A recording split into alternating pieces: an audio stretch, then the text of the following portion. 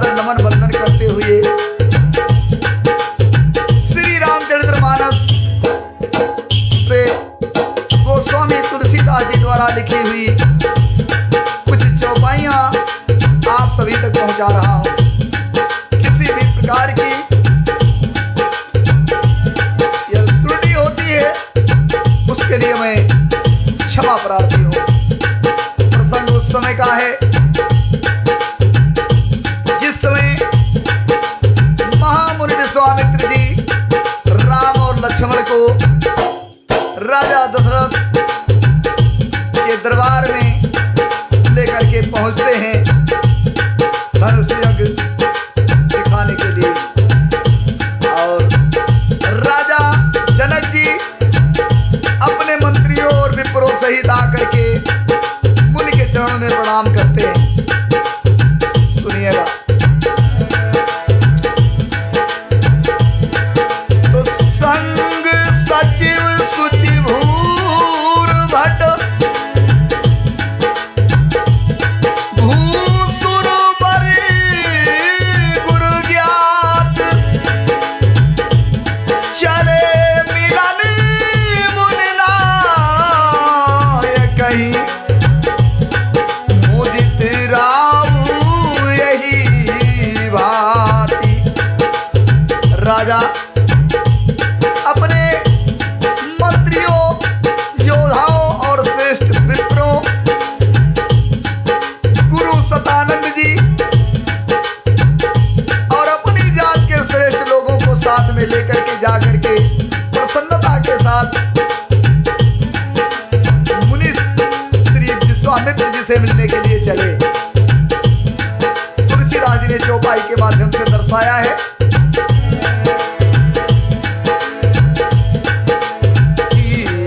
प्रणाम चरण धरि माथा दीन शीस मुदित मुनिनाथा विप्र वृंद सब सादर वंदे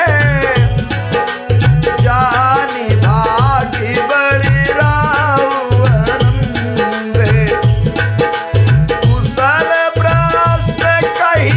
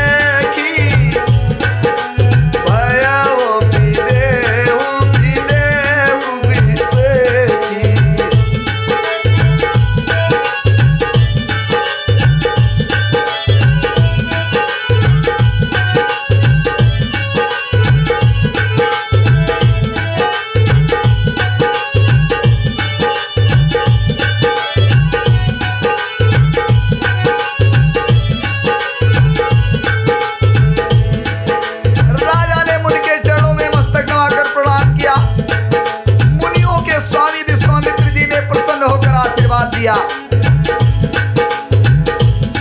सभी को प्रणाम किया और अपना बड़ा भाग्य जान करके राजा जनक जी मन में बहुत ही हर्षित हुए।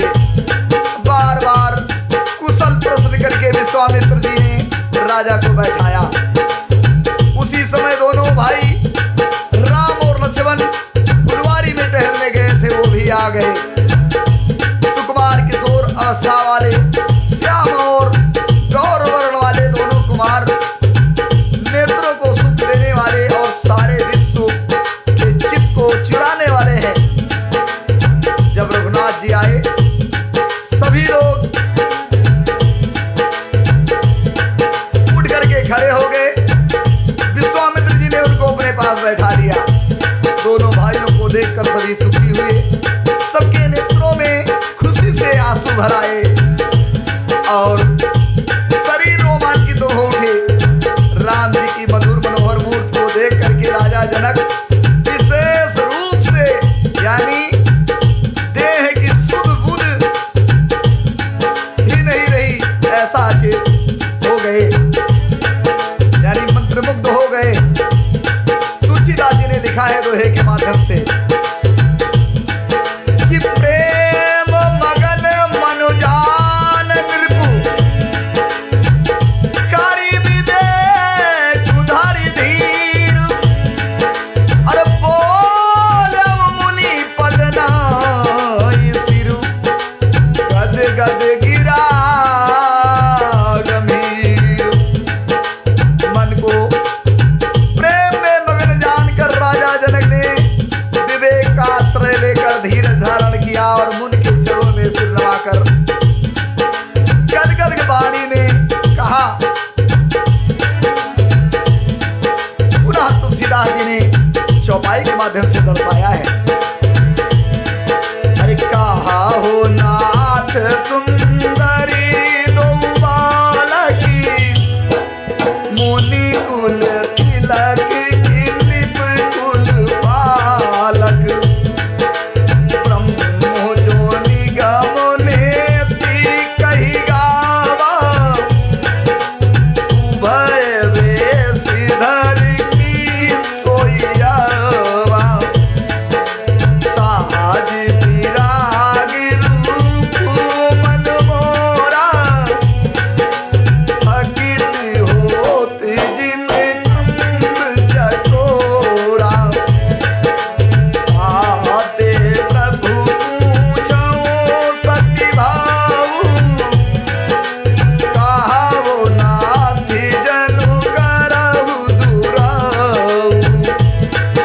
अरे नहीं बिलो कति अति अनुरागा, ओबर बस ब्रह्म सुख ही मन त्यागा, ओ कहे मुनि बिहस कहो नृपुनी का,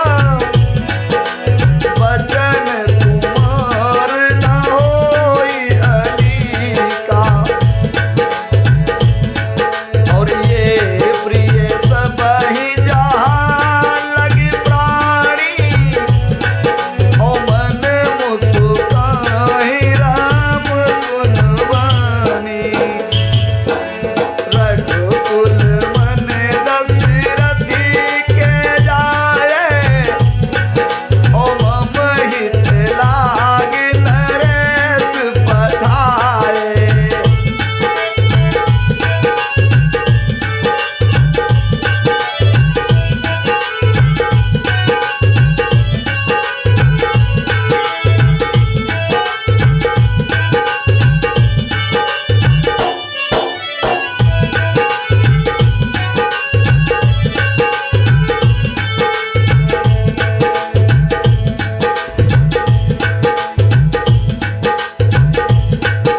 मुनि के चरणों में सिर निभा करके गदगद वाणी में राजा जनक ने कहा कि हे नाथ, कहिए ये दोनों सुंदर बालक मुनि कुल के आभूषण हैं, अर्थात किसी मुनि के पुत्र हैं या किसी राजवंश के बालक हैं, अथवा किसी राजा के पुत्र हैं, अथवा जिसका वेद नेत नेत कह करके ज्ञान हमेशा गुणगान किया करते हैं, वही ब्रह्म तो युगल रूप धर करके नहीं आए हैं।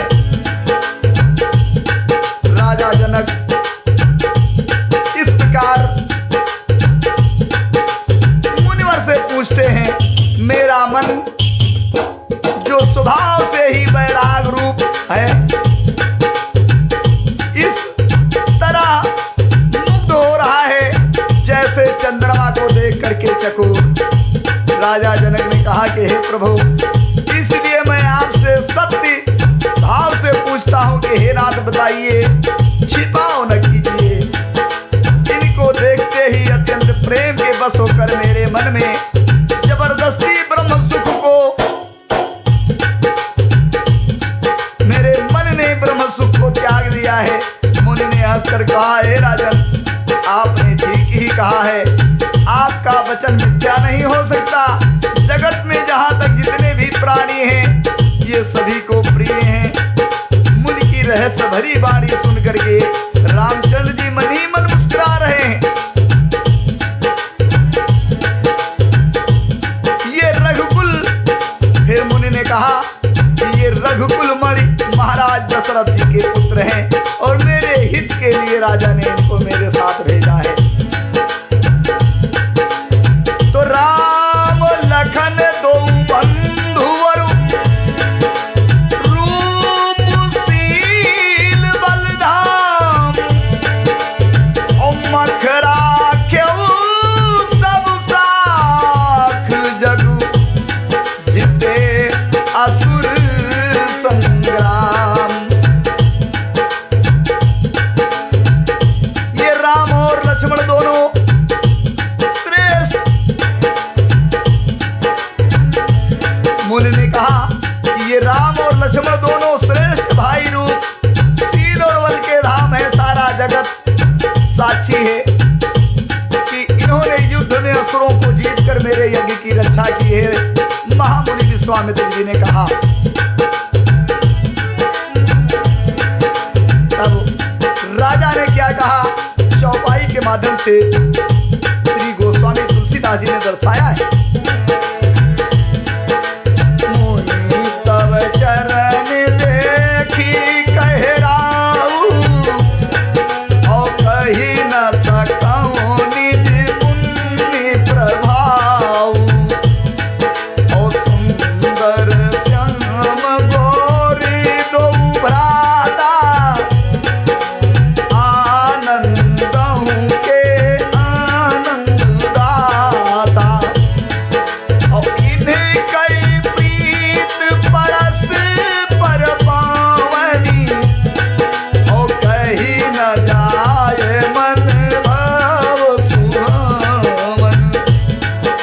सुनहु नाथ कहे मुदित विदेहु,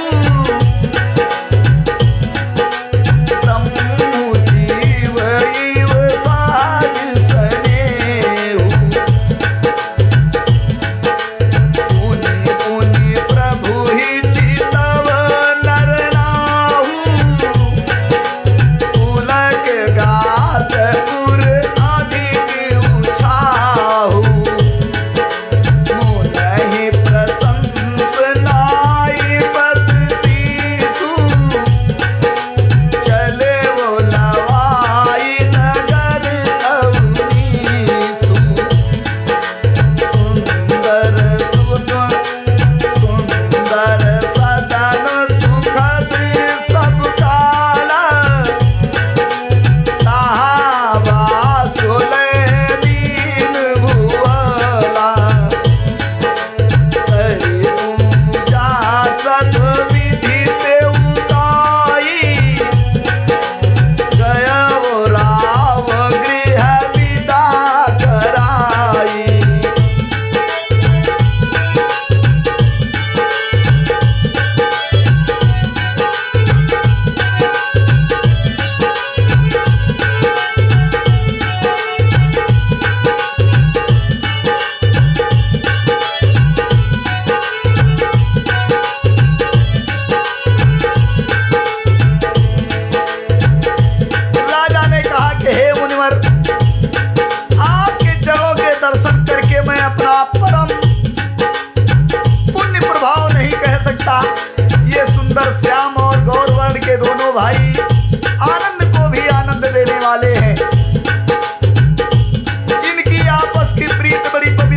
सुहावनी है, वह मन को बहुत भाती है। जनक जी आनंदित होकर के कहते हैं कि हे नाथ, सुनिए ब्रह्म और जीव की इस तरह इनमें स्वाभाविक प्रेम है जैसे ब्रह्म और जीव में होता है। राजा बार बार प्रभु को देखते हैं, शरीर पुलकित हो रहा है और हृदय में बड़ा उत्साह है। उनकी प्रशंसा करके और उनके चरणों में सिर दबाकर राजा उन्हें नगर में ले जाते हैं। एक सुंदर महल जो सब समय सुखदायक था, वहां राजा ने उन्हें ले जाकर ठहराया। उसके बाद सब प्रकार से पूजा और सेवा करके राजा विदा मांगकर अपने घर चले गए। तो ऋषय संग रघुवंश मणि करी भोजन विश्राम, बैठे प्रभु भरदा सहित और दिवस रहा भर जाम। ऋषय संगी रघुवंश मन करी भोजन विश्राम और बैठे प्रभु भ्राता सहित दिवस रहा भर जाम। रघुकुल श्रोमण प्रभु श्री रामचंद्र जी ऋषियों के साथ भोजन और विश्राम करके भाई समेत बैठे। उस समय पहर भर दिन रह गया था। तुलसीदास जी ने पुनः चौपाई के माध्यम से दर्शाया है। लखन हृदय लाल साथी सेठी, जाई जनकपुर आई देखी, प्रभु भय बहुरी मुँह नहीं सकुचाही, प्रकट न काहे मन मुस्कुराही। राम अनुज मन की गति जानी, भगत बचलता ही ये हुलसानी, परम विनीत सकुच मुस्काई, बोले गुरु अनुशासन पाई। नाथ लखन गुरु देखन चाही, प्रभु सकोच डर प्रकट न काही, चौराउर आय सुमय पावो, नगर दिखाई तुरत लई आओ। सुने मुनीस कहे वचन सप्रीति, कस न राम तुमरा खबुनीति, धर्म से तो बालक तुम दादा, प्रेम दिवस सेवक सुखदाता।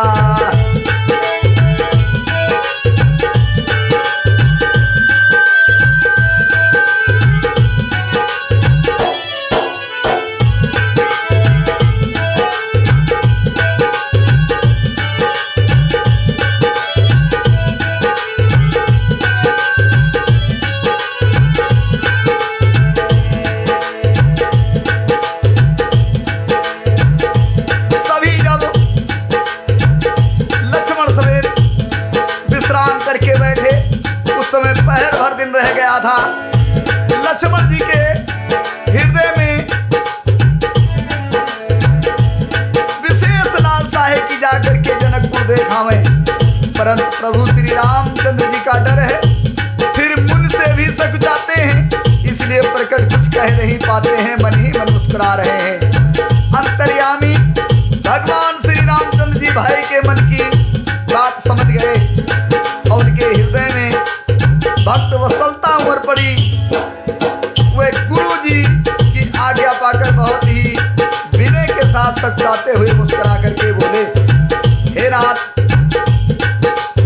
लक्ष्मण नगर देखना चाहते हैं, किंतु प्रभु आपके डर से और संकोच कारण स्पष्ट नहीं कहते। यदि आपकी आज्ञा पाऊं तो मैं इनको नगर दिखला करके तुरंत वापस ले आऊं। यह सुनकर मुनीश्वर विश्वामित्र जी ने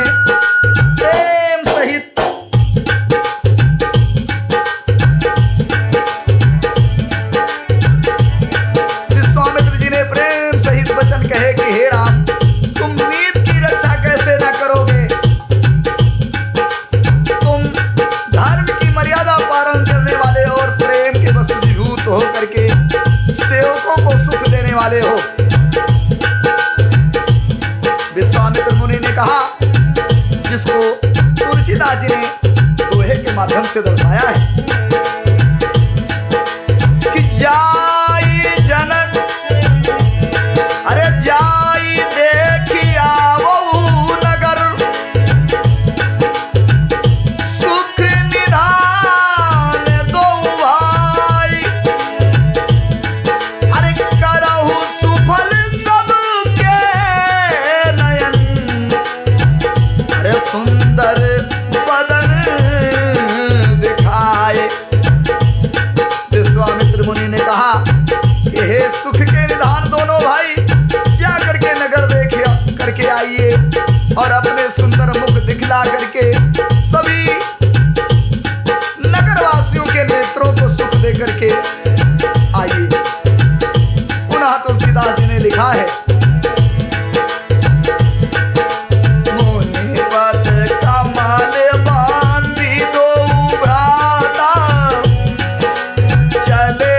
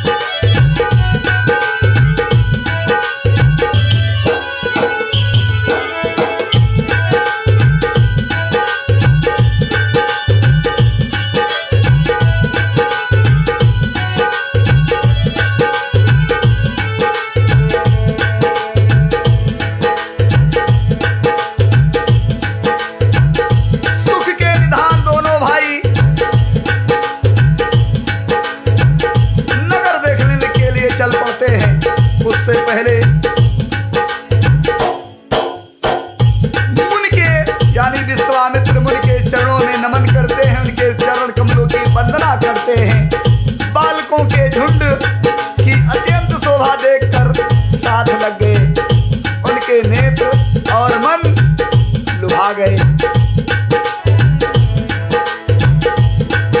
भगवान राम जब चले तो बालकों के जो झुंड झुंड नगर के टहल रहे थे, भगवान राम के साथ में हो लिए और उनके नेत्र और मन भगवान की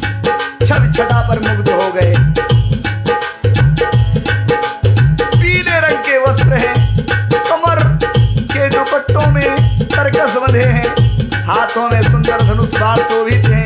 श्याम और गौर शरीर, जिस पर रंग का चंदन और फबे उस पर उसी रंग के सुंदर चंदन की खौर लगी है। श्यामड़े और गोरे की मनोहर जोड़ी है। सिंह के समान गर्दन है, विशाल भुजाएं हैं।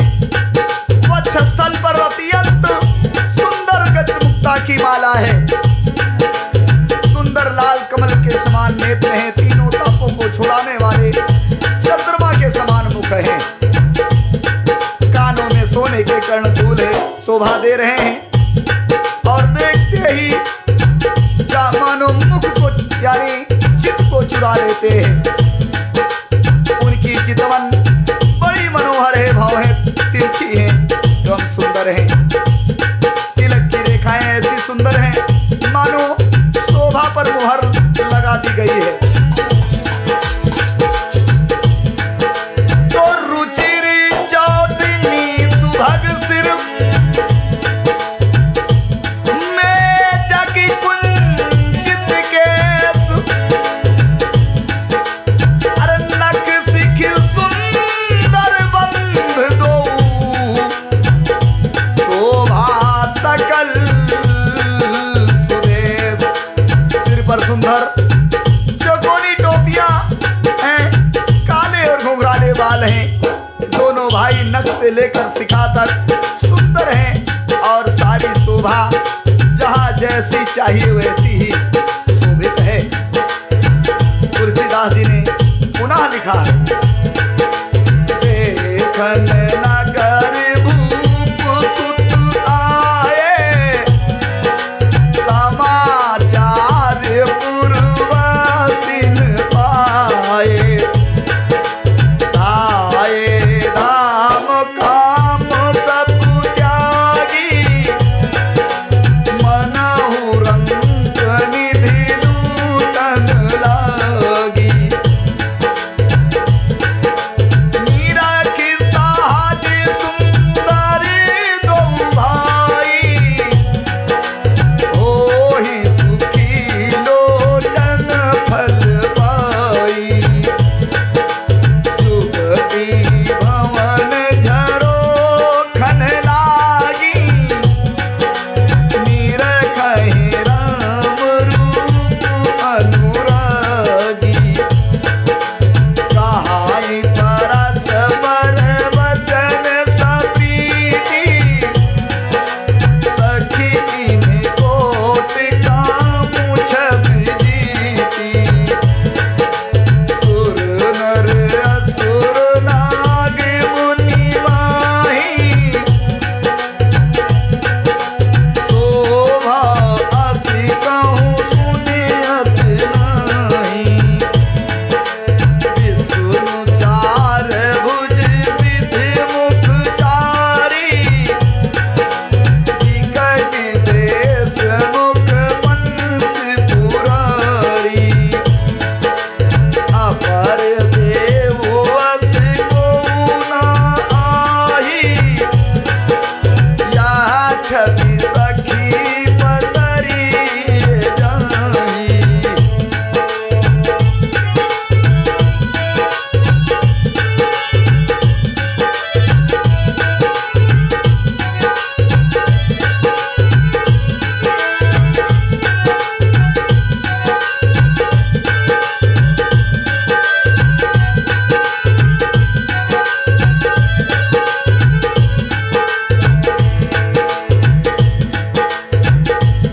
जब सभी पूर्ववासियों ने समाचार पाया कि राजा के पुत्र नगर को देखने के लिए आए हैं, सभी घर के काम काज छोड़ करके ऐसे दौड़े कि जैसे मानो दरिद्री खजाना लूटने दौड़ पड़े हो।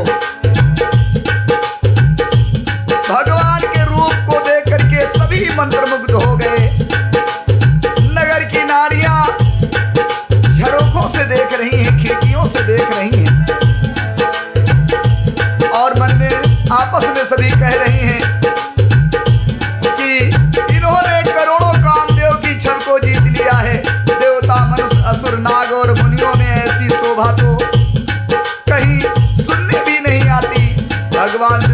चार भुजाएं हैं, ब्रह्मा जी के चार मुख हैं, शिव जी का विराट स्वरूप है और उनके 5 मुख हैं।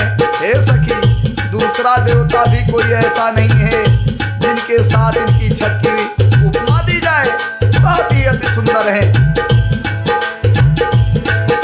तो वह किशोर सुषमा सदन,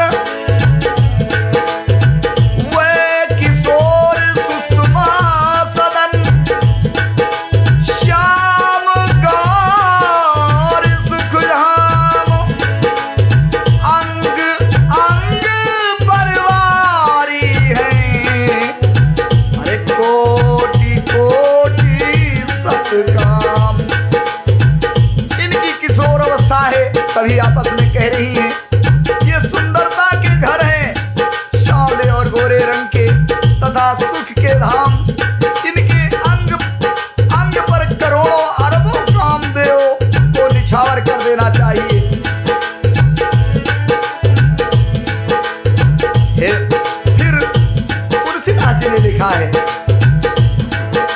कहा हो सखी यस को तनुधारी, जो न मोह यारू पुनिहारी, को सब प्रेम बोली मृदुवानी, जो मैं सुना तो सुनूं सयानी।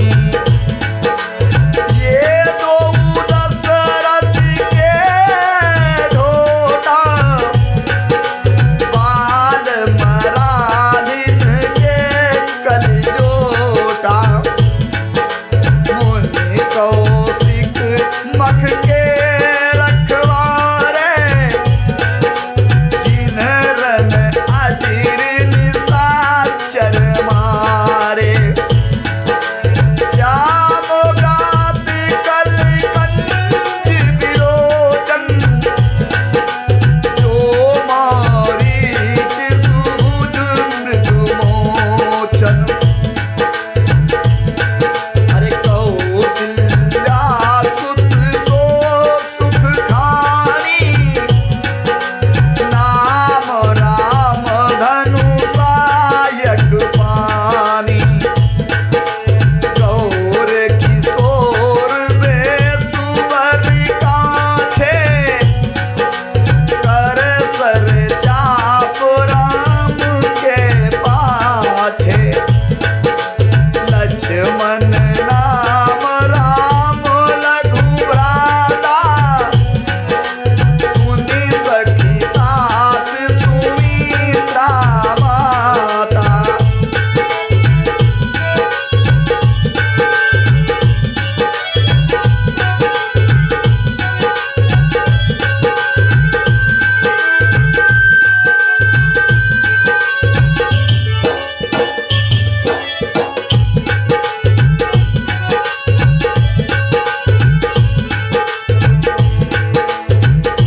सभी लोग आपस में प्रशंसा कर रही थी, तब तक एक सखी ने कहा कि हे सखी, ये दोनों राजा दशरथ के पुत्र हैं। बाल राजहंसों सा सुंदर जोड़ा है। ये मुनि विश्वामित्र की रक्षा करने के लिए आए हैं। विश्वामित्र जी की यज्ञ की रक्षा के लिए राजा दशरथ ने इनको मुनि के साथ भेजा है। इन्होंने राक्षसों को, बहुत बड़े राक्षसों को मारा है, जिनका श्याम शरीर और सुंदर कमल जैसे नेत्र हैं, जो मारीच और सुबाह के मद को चूर करने वाले और सुख की खान है।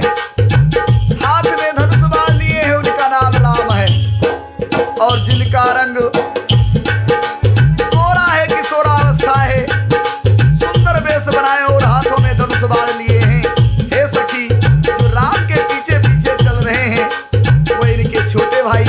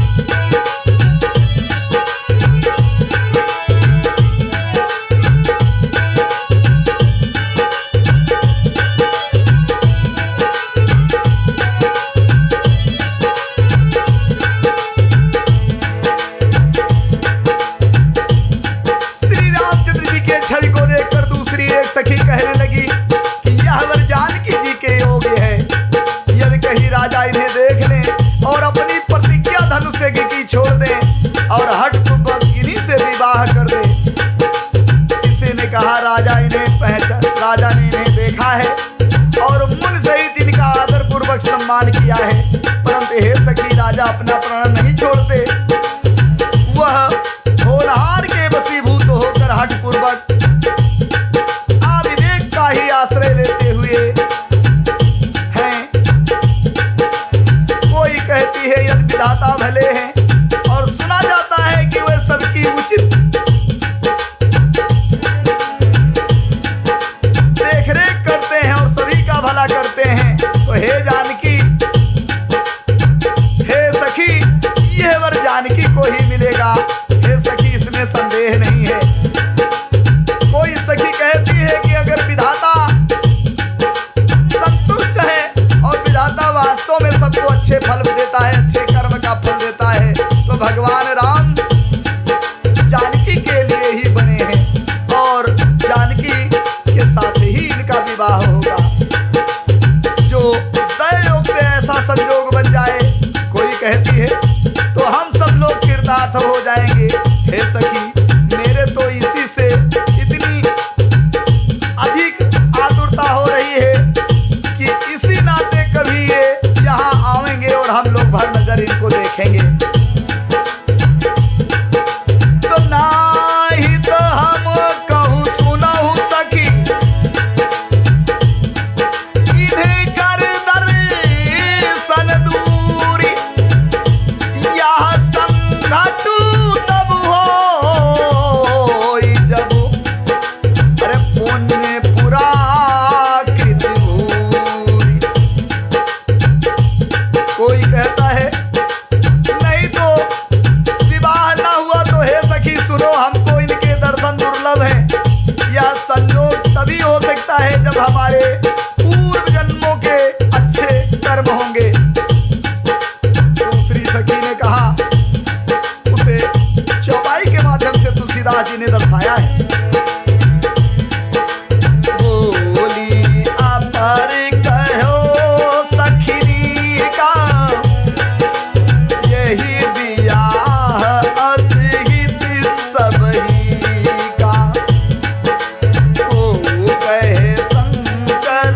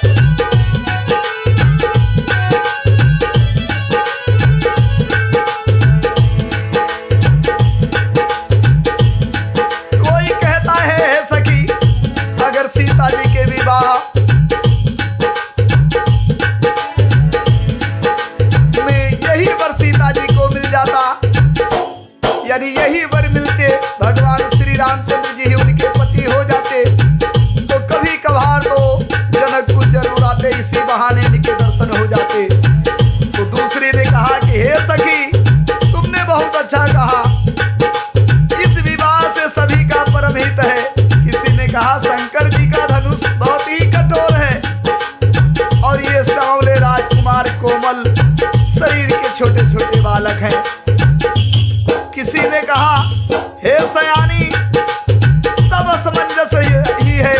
यह सुनकर दूसरी सखी ने कोमल वाणी से कहा कि हे सखी, इनके संबंध में कोई कोई ऐसा कहते हैं कि ये देखने में तो छोटे हैं लेकिन इनका प्रभाव बहुत बड़ा है। जिनके चरण कमलों की धूल से स्पर्श होकर के अहिल्या नारी तर गई, जिसने बड़ा भारी पाप किया था, वे क्या शिव जी के धनुष को बिना तोड़े ही रहेंगे? इस विश्वास को भूल कर भी नहीं छोड़ना चाहिए। एक सखी ने कहा, जिस ब्रह्मा ने सीता जी को संवार कर इतना सुंदर बनाया है, उसी ने विचार करके सांवला पर भी रच डाला है।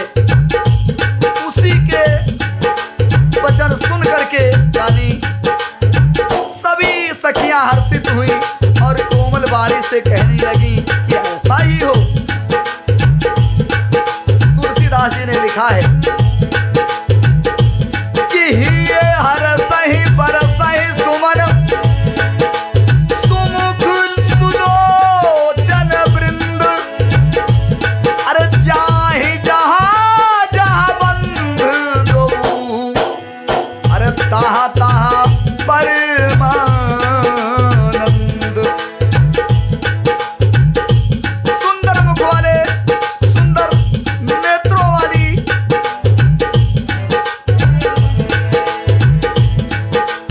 सुंदर मुख और सुंदर नेत्र वाली स्त्रियां समूह की समूह हृदय में हर्षित होकर के फूल बरसा रही हैं। जिधर ही भगवान राम और लक्ष्मण जाते हैं, जहां दोनों भाई जाते हैं, वहां वहां परम आनंद छा जाता है। इस प्रकार भगवान श्री रामचंद्र जी नगर का अवलोकन कर रहे हैं और आज का प्रसंग यहीं पर समाप्त कर रहा हूं।